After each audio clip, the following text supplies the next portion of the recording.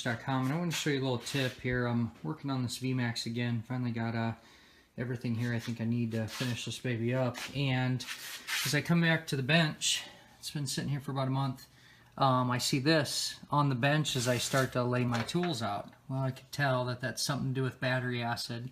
I can see it's on the frame.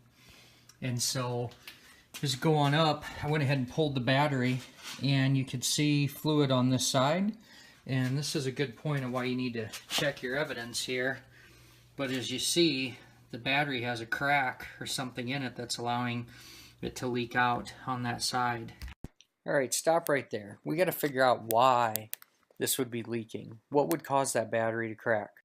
All right, we're going to finish this off the way you should. I'm back up in the office here at the computer, and I want you to think about whenever you find something like that, you've got to ask yourself why. How's that battery just going to, crack, or what's that look like? First off, we think of the motorcycle. Yamaha VMAX is known to vibrate a lot. It's a big, powerful, torquey V4 motor, and that thing will shake.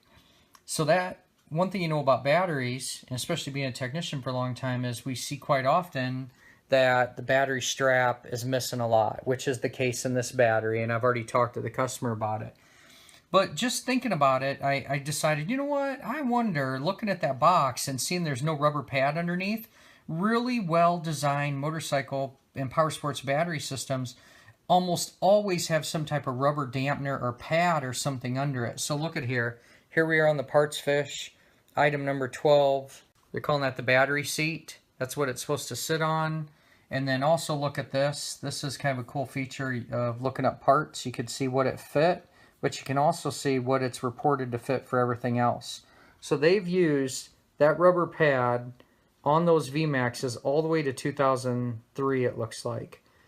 So, I mean, here's my point, is that as a technician, you really need to go the extra mile and find out, what's causing, that problem. It might just be that the parts wore out, but man, you start looking around and the whole every mechanic mentality is, hey, this battery is just sitting straight on plastic. There's a really good chance it's going to vibrate, cause it to crack or have a problem just like it is. So there's no point in me putting a battery back in the vehicle and then eventually the same problem showing its ugly head. You can see here on the battery box, when I really got to looking down inside there, one bolt is broke off and the other one is actually ate up by acid. I mean, I'm going to have to drill it out to go ahead and replace those, but obviously the last tech maybe just took that out, threw it away, who knows, stuck to the battery, they didn't know it, something happened. This is a perfect example of how you can deliver some quality and craftsmanship in your work. Go the extra mile, hit that parts fish up, don't pretend to know it all, and double check to see if there's a possibility of something missing. You'll start to see a lot of the manufacturers do a lot of similar things, like strapping batteries and rubber dampening them. So it's really not rocket science. And these conventional batteries, it's definitely why it's such a good reason that anytime you're going to service these, to not charge them or mess with them in the bike. And there's definitely a problem with that casing, because the acid is literally just leaking out of there. There's no way for it to go up and out. It's definitely got to have a crack in the bottom. And that's all right, because we got a brand new battery to put in it. But man, crazy what happens. So when you revisit a job like this, something you haven't touched in a while, it's just a fantastic idea to just kind of review, look things over, just consider your work area. Have it nice and prepped as you get started to fire things back up to finish that job. Anyway, make it a great night.